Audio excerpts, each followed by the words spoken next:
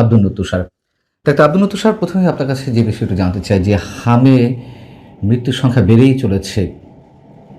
এই মুহূর্তে আসলে সমস্যাগুলো কোথায়, এবং এই যে হামে শত শত মানুষের মৃত্যু, শিশুর মৃত্যু, তার পেছনে যাদের দায় তাদের বিরুদ্ধে কেন এখনো পর্যন্ত কোনো ব্যবস্থা নেওয়া যাচ্ছে না? সরকার টিকা ক্যাম্পেইন করেছেন, কিন্তু ক্যাম্পেইন করলেই তো কালকেই হামের প্রাদুর্ভাব বন্ধ হবে না।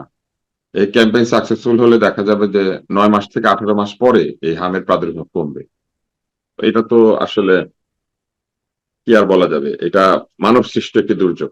কেননা হামের টিকায় যে অবহেলা করা হয়েছে, হামের টিকার ক্যাম্পেইন করা হয় নাই, যারা টিকা দেয়, যারা টিকা পরিবহন করে তাদেরকে বেতন দেওয়া হয় নাই।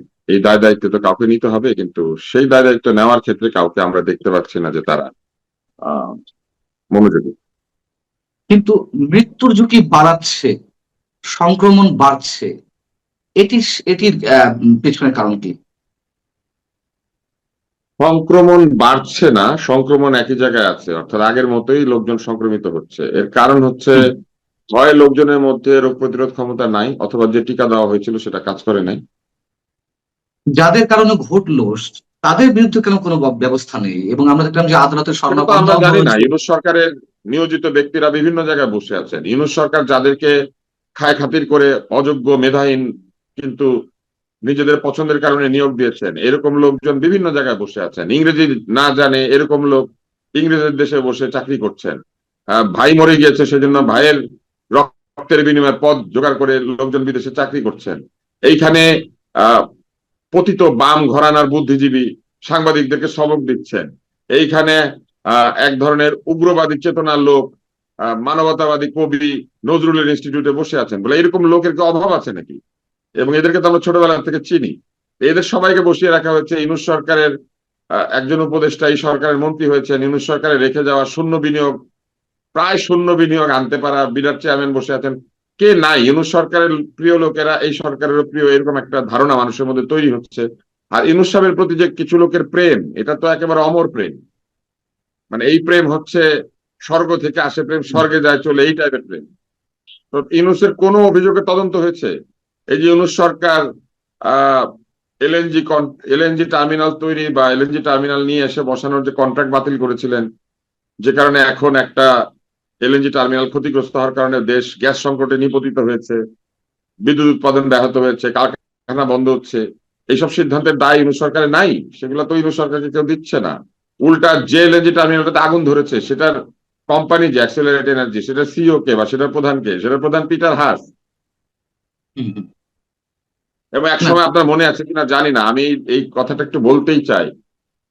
পিএল 480 চুক্তির অধীনে বাংলাদেশে গম আসার কথা ছিল, কিন্তু সেই গম বন্ধ হয়ে গেল, বাংলাদেশের সরকার বিপদে পড়লো। সেরকম অ্যাক্সিলারেট এনার্জির সঙ্গে আমাদের চুক্তি, তারা নিরবচ্ছিন্ন গ্যাস দিবেন, তারা যে গ্যাস দিতে পারছেন না, একটা আগুন ধরেছে বলে তারা যে রিডান্ডেন্ট আরেকটা এই ধরনের টার্মিনাল এনে দ্রুততম সময়ের মধ্যে সেখানে স্থাপন করে এটাকে ঠিক না করে তারা যে এটা মেরামত করে চালানোর চেষ্টা করছেন, এগুলা নিয়ে কি কোনো কথা হচ্ছে? কোনো কথা হচ্ছে না। উল্টা দেখবেন যে অ্যাক্সিলারেট আরো কন্ট্রাক্ট পাবে, কারণ আমেরিকার সঙ্গে একটা দাসত্ব চুক্তি করে গিয়েছেন ইউনূস, যে আমাদেরকে আমেরিকান কোম্পানি থেকে গ্যাস কিনতে হবে।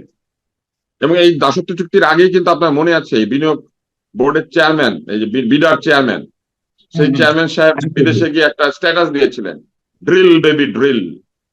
তিনি ওইখানে একটা ভুয়া একটা গ্যাস এক্সপ্লোরিং কোম্পানি, যেটার কিনা তখনও পর্যন্ত ঠিক মতো ব্যবসায় শুরু হয় না, ওইটার সঙ্গে চুক্তি করে ফেসবুক কাঁপিয়ে দিয়েছিলেন।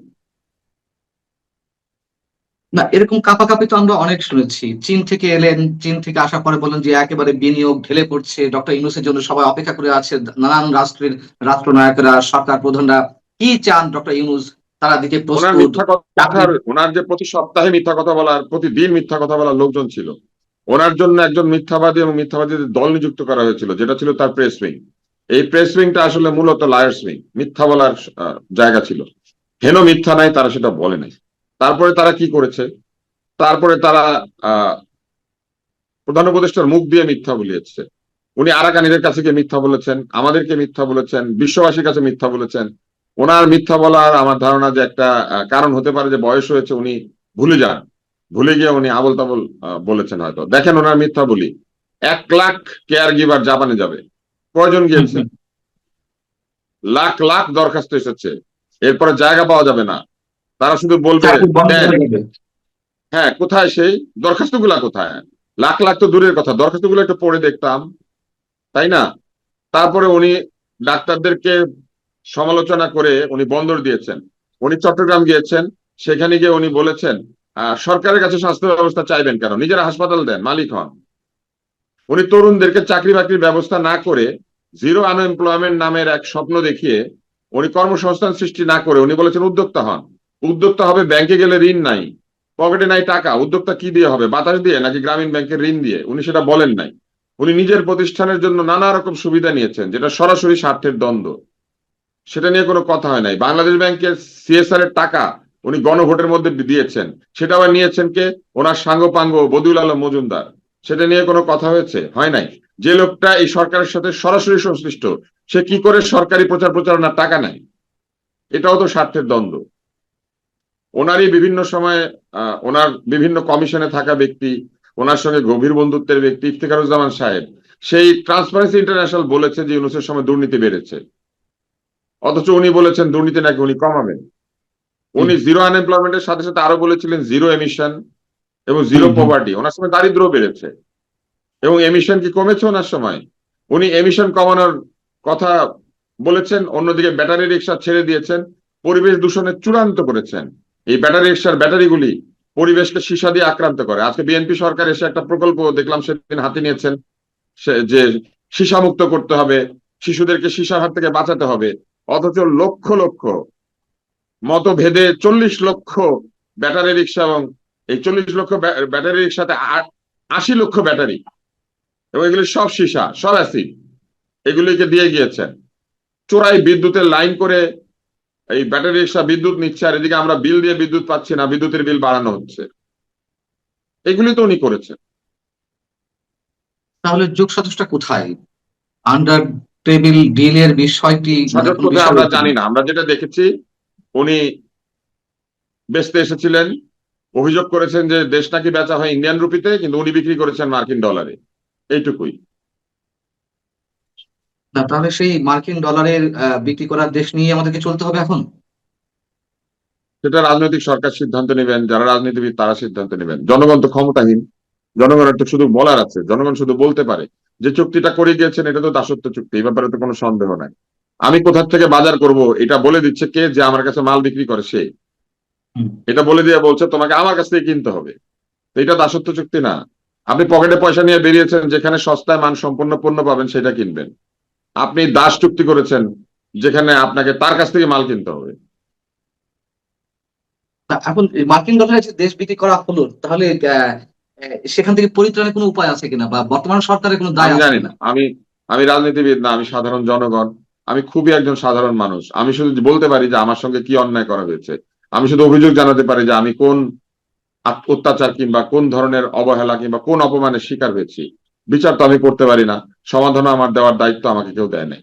আমি শুধু অভিযোগটা করতে পারি। আপনি আমাকে একটা জিনিস বলেন, একজন ধর্ষিতা অভিযোগ করতে পারে যে সে ধর্ষিতা হয়েছে, কিন্তু সে কি গিয়ে বলতে পারে এই ধর্ষণ থেকে তাকে বাঁচানোর জন্য কি উপায়? এটা নির্ধারণ করার কথা সমাজের সমাজপতিদের, এটা নির্ধারণ করার কথা আইন শৃঙ্খলা রক্ষাকারীদের। তো আমি তো মানে জনগণ আক্রান্ত, জনগণ অবহেলিত, জনগণ কষ্ট পেয়েছে, সেই কষ্টের কথা জনগণ বলতে পারে। সমাধানের দায়িত্ব কি জনগণ নিজের হাতে রেখেছে? এই অবস্থায় এসে বিএনপি সরকারের প্রতি আমাদের যে প্রত্যাশাটা ছিল, সেই প্রত্যাশা আহ মানে আপনারা তো নিশ্চয়ই এক ধরনের প্রত্যাশা ছিল। বিএনপি সরকারের কাছে প্রত্যাশা হচ্ছে সুবিচার।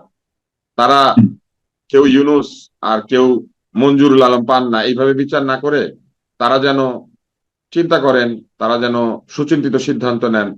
ওনার যে 18 মাসের কিংবা ওনার যে 17 মাসের কিছু বেশি যে শাসন, সেই শাসন নিয়ে একটা গণতদন্ত হয় না কেন? আজকে এই যে বাংলাদেশের তথাকথিত সুশীলেরা, যারা আওয়ামী লীগকে চেটে চেটে তাদের জিহ্বা ক্ষয় করে ফেলেছিলেন, সেই সুশীলেরা এখন কোথায়? কথাবার্তা আমরা বলতে গেলেই তো আবার আমাদেরকে কথিত সুশীল বানিয়ে দিচ্ছে।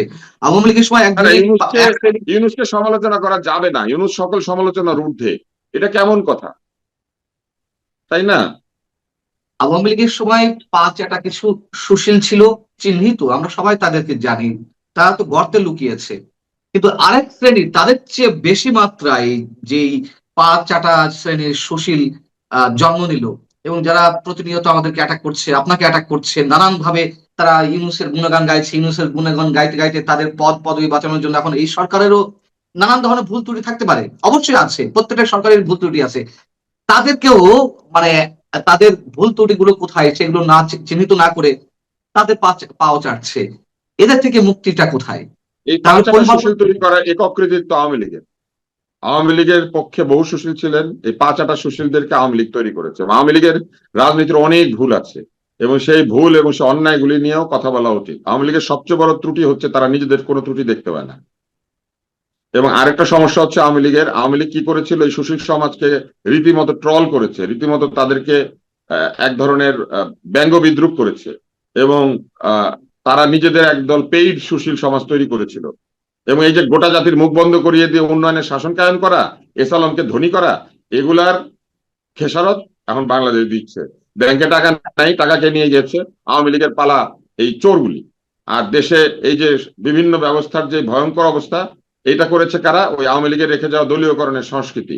এবং আওয়ামী লীগ এই ধরনের কাণ্ড কারখানা করে রেখে গিয়েছে যে এরপরে যারা এসেছে তারা আওয়ামী লীগের চেয়ে বেশি করে করছে। এটাই তো স্বাভাবিক। আপনি ভালো কাজ, এটার যে সংখ্যা, এটা বাড়ানো খুব কঠিন, কিন্তু খারাপ কাজের সংখ্যা বাড়ানো খুবই সোজা। আপনি খারাপ কাজ করলেই হবে, যে কোনো খারাপ কাজ আপনি যা খুশি একটা খারাপ করেন, এটা বাড়তে থাকবে। ভালো করতে গেলে কিন্তু আপনাকে রীতিমতো পরিশ্রম করে ভালো কাজ করতে হয়, খারাপ কাজ করতে পরিশ্রম করতে হয় না। আপনি 5 বছর ধরে একটা বাড়ি বানালেন, একটা লোক গিয়ে এক মুহূর্তে সেটাতে আগুন দিতে পারে, কিন্তু বাড়িটা কিন্তু এক মুহূর্তে তৈরি করতে পারে না। আপনার কথার সঙ্গে অবশ্যই সম্পূর্ণ একমত।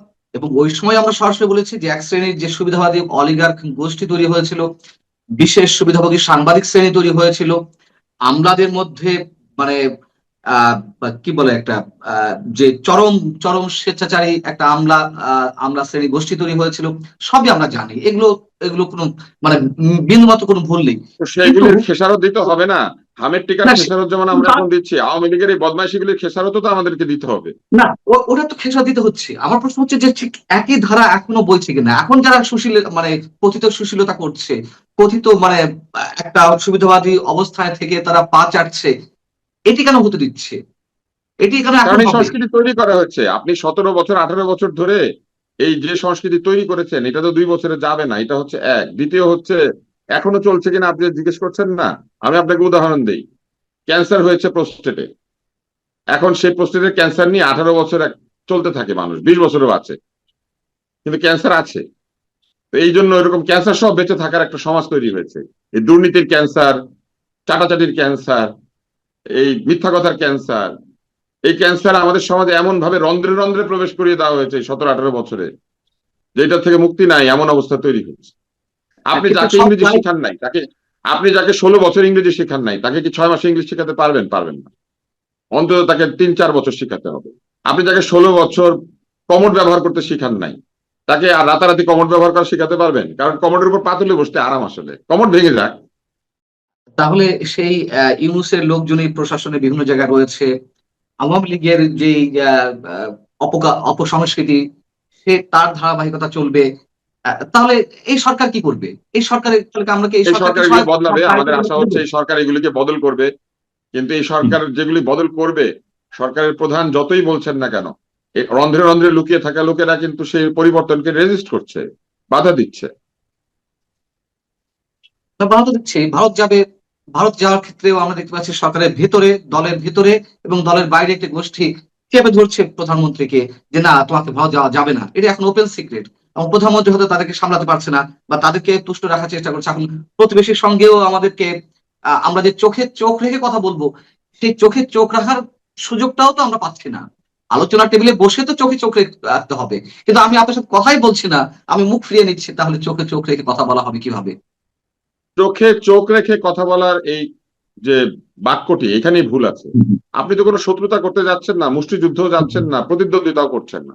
আপনি কথা বলবেন হাতে হাত রেখে, ঘাড়ে হাত রেখে, কারণ আপনি বন্ধুত্বপূর্ণ সম্পর্ক তৈরি করতে চান।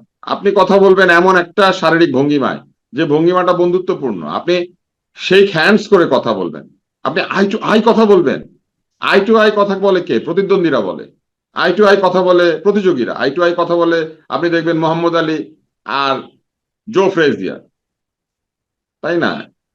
এটা তো কূটনীতির ভাষা না, চোখে চোখ রেখে কথা বলতে হবে। আপনি সবার সাথে চোখে চোখ রেখে গিয়ে কথা বলবেন? যান না, ট্রাম্পের সাথে একটু চোখে চোখ রাখেন দেখি, গু বের হয়ে যাবে। তাহলে বিএনপি সরকার সম্বন্ধে আপনার তাহলে কি মানে মন্তব্যটা কি হবে? তারা কি বিশেষ কোনো গোষ্ঠীকে খুশি রাখতে গিয়েই তাদের সক্রিয়তা হারিয়ে ফেলবে? বিএনপি চেষ্টা করছে, কিন্তু বিএনপি এমন একটা দল, বিএনপি খুবই ইনক্লুসিভ। বিএনপিতে বহু মত ও পথের লোকেরা আছে। ফলে বিএনপিকে সবচেয়ে বড় যে সমস্যাটা ফেস করতে হয় আমার বিশ্লেষণে, সেটা হচ্ছে বিএনপির যে কোনো সিদ্ধান্ত তারা নিজেদের মধ্যে অনেক তর্কাতর্কি হয়, এবং যে কারণে একটা ভালো সিদ্ধান্ত অনেক সময় ডিলেড হয়ে যায়, দেরি হয়ে যায়। তাদের ভিতরে বিভিন্ন সিম্প্যাথাইজাররা আছে, তাদের ভিতরে এমন লোকেরা আছে যারা জামাতকেও ভালোবাসে। ফলে আপনি দেখেন জামাত বিএনপিকে বলে এইটা না করে আপনি ইন্ডিয়া যেতে পারবেন না। জামাতের এনসিপিটা বলার কি? সরকার চালায় বিএনপি, ইন্ডিয়া যাবে না, বার্মা যাবে, থাইল্যান্ড যাবে না, হংকং যাবে, এটা ডিসাইড করবে বিরোধী দল। তারা তো কিন্তু তারা এমন ভাষায় কথা বলে যে তাদের অনুমতি নিয়ে আমাদের প্রধানমন্ত্রীকে কোনো না কোনো দেশে যেতে হবে, তাদেরকে খুশি না করে যেতে পারবে না কোথাও। নাহিদ ইসলামের নাই দেশ সে জমিদার, নাই জমি সে জমিদার, মানে নাই পাতা সে বৃক্ষ। নিজের নাই 6টা আসন, জামাতের কোলে বসে আসন পেয়েছে। নাহিদ ইসলাম প্রধানমন্ত্রীকে বলে এই শর্ত পূরণ না করলে আপনি কোথাও যেতে পারবেন না। তারই বড় অনুমতি নেওয়া দরকার যে সে সকালবেলা ওইটা কি বলবে আর কি বলবে না। সে জামাতের অনুমতি নিয়ে চলে, আর সে কিনা প্রধানমন্ত্রীকে বলে যে আপনি এই কাজ না করলে আপনি ভারত যেতে পারবেন না। এখন তারা তো হুঙ্কার ছাড়বে, তারা প্রভাব বিস্তার করার চেষ্টা করবে, কিন্তু সরকারের কাজটা কি? সরকারের কাজ হচ্ছে সকল এই ধরনের উস্কানি কিংবা সকল ধরনের প্রভাব বিস্তারের চেষ্টাকে ভালো করে সুচিন্তিত ভাবে চিন্তা করে কোনটা দরকার এবং কোনটা দরকার না সেটা ঠিক করা, এবং মানুষের জন্য যা প্রয়োজন সেটা করা। কারণ তাদের থিওরি তারা দিয়েছেন, তাদের থিম তারা দিয়েছেন সবার আগে বাংলাদেশ। সবার আগে যদি বাংলাদেশ হয় তাহলে বাংলাদেশের স্বার্থ যেখানে সেখানে সরকারকে যেতে হবে, সরকার সেটা করবেন। আর ইউনূসের জঞ্জাল পরিষ্কার করবেন, আওয়ামী লীগের রেখে যাওয়া জঞ্জাল পরিষ্কার করবেন, এটা তো মানুষের একটা আশা আকাঙ্ক্ষা। কিন্তু সেই আশা আকাঙ্ক্ষা পূরণ করতে গেলে যে ধরনের শক্তিশালী সিদ্ধান্ত নেওয়া দরকার সেইটা ক্ষেত্র বিশেষে পরিলক্ষিত হচ্ছে না। বিএনপির যে 31 দফা, সে 31 দফাতেও উল্লেখ রয়েছে এবং নির্বাচনী প্রতিশ্রুতিও যেটি উল্লেখ রয়েছে যে প্রশাসনের সব জায়গায় মেধা এবং যোগ্যতার ভিত্তিতে নিয়োগ দেওয়া হবে। কিন্তু আমরা দেখলাম যে আওয়ামী লীগ যা করে গিয়েছিল, বরঞ্চ তার সেই সব জায়গা থেকে কোনো কোনো ক্ষেত্রে আরো আরো বেড়ে গেল অনিয়মের মাত্রাগুলো এবং ক্ষমতার অপব্যবহার গুলো। যেভাবে জেলা প্রশাসক নিয়োগ দেওয়া হচ্ছে, যেভাবে বিভিন্ন সংস্থার প্রশাসক দেওয়া হচ্ছে দলীয় লোকদেরকে, এই জায়গা থেকে আপনি কি বলবেন? মানে তাহলে আমরা আওয়ামী লীগ নিয়ে যে খারাপ কথা বলছি, আওয়ামী লীগের চেয়ে কুকীর্তি করা, মানে আওয়ামী লীগের চেয়ে বেশি কুকীর্তি করা খুব কঠিন। কারণ আওয়ামী লীগ একদিকে কুকীর্তি করেছে, আবার আমি 15 এক জায়গায় বছরের বেশি সময় ধরে করেছে, মানে 15 বছর ধরে নিয়মিত কুকীর্তি করেছে। আওয়ামী লীগের চেয়ে বেশি কুকীর্তি করা খুবই কঠিন। কিন্তু ডক্টর আওয়ামী ইউনূস কিন্তু লীগকে 1.5 সিম্প্যাথি বছরের মধ্যে দেখানোর আওয়ামী কোনো লীগ সুযোগ অনেক নাই। কিছু ছাড়িয়ে গিয়েছিল। ডক্টর ইউনূস কিন্তু 1.5 বছরের শাসনে অনেক কিছু ছাড়িয়ে গিয়েছিল। মানুষের ডক্টর মধ্যে ইউনূসের সাথে আপনি, হ্যাঁ, ডক্টর ইউনূসের সাথে আপনি তুলনা করতে পারেন, কিন্তু দলীয়করণের কথা যদি আপনি বলেন, দলীয়করণ হতে পারে, কিন্তু বহু দলে মেধাবী লোক আছেন, তো দলে মেধাবীদেরকে দিলে তার কোনো অসুবিধা ছিল না। কিন্তু মেধার ক্রাইটেরিয়া কি, কোন যোগ্যতা এবং মেধা আপনি মেধা হিসেবে বিবেচনা করছেন, এটার উপর নির্ভর করে মেধার শাসন হবে কি হবে না। এখন আপনি যদি মেধার সঙ্গে দলের সম্পর্কের যুক্ত করেন যে দলেও থাকতে হবে মেধাবীও হতে হবে, তাহলে আপনি অধিকাংশ মেধা হারাবেন। অধিকাংশ মেধাবী লোকের কোনো দল থাকে না, তারা যে কোনো সময় যে কোনো কিছুই যেটা মেধা সেটা দিয়ে বিবেচনা করেন। এখন মুশকিল যেটা হয়েছে যে অধিকাংশ ক্ষেত্রে দলের সংশ্লিষ্টতা বেশি প্রাধান্য পাচ্ছে মেধার চাইতে, এবং এটা যদি হয় তাহলে দিনের শেষে জনগণ সাফার করে, আর তারপরে সাফার করে দল নিজেই। কেননা দল তার যে ডেলিভারেবল সেটা দিতে পারে না বা দেরি হয়, এবং সেই কারণে জনগণের সাথে সম্পর্ক খারাপ হয়। অতএব মেধাভিত্তিক শাসন এটা যদি প্রতিষ্ঠা করতে হয় তাহলে অনেক ক্ষেত্রে দলের সঙ্গে একটা বচসা কিংবা দলের সঙ্গে একটা তর্কের সৃষ্টি হতে পারে। এই জায়গাটা বিএনপি নেতৃবৃন্দ কিভাবে হ্যান্ডেল করেন এটা দেখার বিষয়। তাহলে আমার প্রশ্ন হচ্ছে, আমার শেষ প্রশ্ন, যে তাহলে আওয়ামী লীগের প্রতি যে এত অভিযোগ আমাদের, যারা ফ্যাসিবাদী হিসেবে আখ্যা দিচ্ছেন নানান কারণে, সেই নানান কারণের মধ্যে এটি একটি বিষয় যে দলীয়করণ, সর্বত্র দলীয়করণ ঘটেছিল। তা এখনো তো সে সর্বত্র দলীয়করণ, তো পার্থক্যটা কি হচ্ছে? এখনো দলীয়করণ আসছে, যে এটা হচ্ছে ধারাবাহিকতা। আমি আপনাকে এই উদাহরণটা আগেও একবার দিয়েছি। আওয়ামী লীগ এগুলা শিখিয়েছে। আওয়ামী লীগ হচ্ছে টিউটর অফ দ্য নেশন।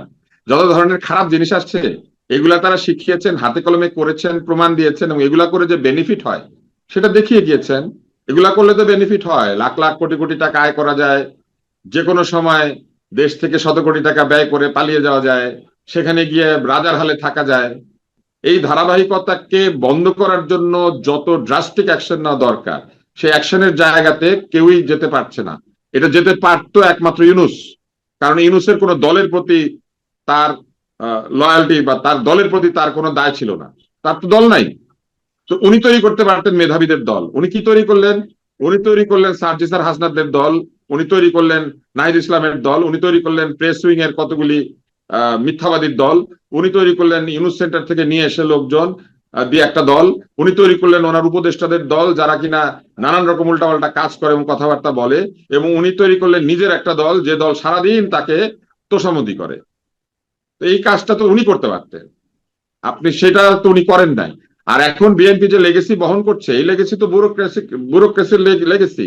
এই ব্যুরোক্রেসির মধ্যে লোক আছে ভিন্ন মতের, এই বিচার ব্যবস্থায় লোক আছে ভিন্ন মতের, এবং যদি তারা তাদের রাজনৈতিক উদ্দেশ্য সফল করতে চায় বা রাজনৈতিক প্রতিশ্রুতি সেটা করতে গেলে তারা মেধাবী খুঁজছেন। কিন্তু 17 বছরে তো আওয়ামী লীগ কোনো মেধাবীকে নিয়োগ দেওয়া যায় নাই।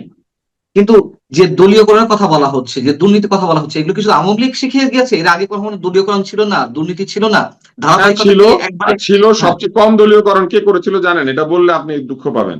সবচেয়ে কম দলীয়করণ করেছিল এরশাদ। না, দুঃখ পাওয়ার কোনো কারণ নেই, এটা সত্য কথা, যাকে আমরা স্বৈরাচার বলি। হ্যাঁ, হ্যাঁ, যেটা সত্য সেটা তো বলতে হবে। আমি তো হ্যাঁ, হ্যাঁ। এরশাদকে পছন্দ করি নাই।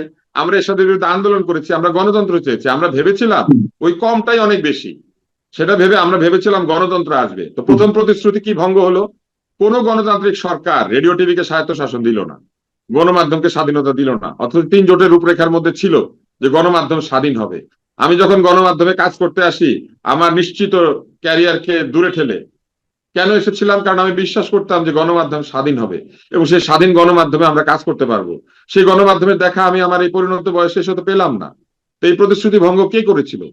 এই রাজনৈতিক নেতৃবৃন্দরাই করেছিল। আর এই গত এই এরশাদের পতনের পরে সবচেয়ে বেশি সময় দেশ শাসন করেছে কোন দল? তো এটার দায় নিতে হবে না আওয়ামী লীগকে?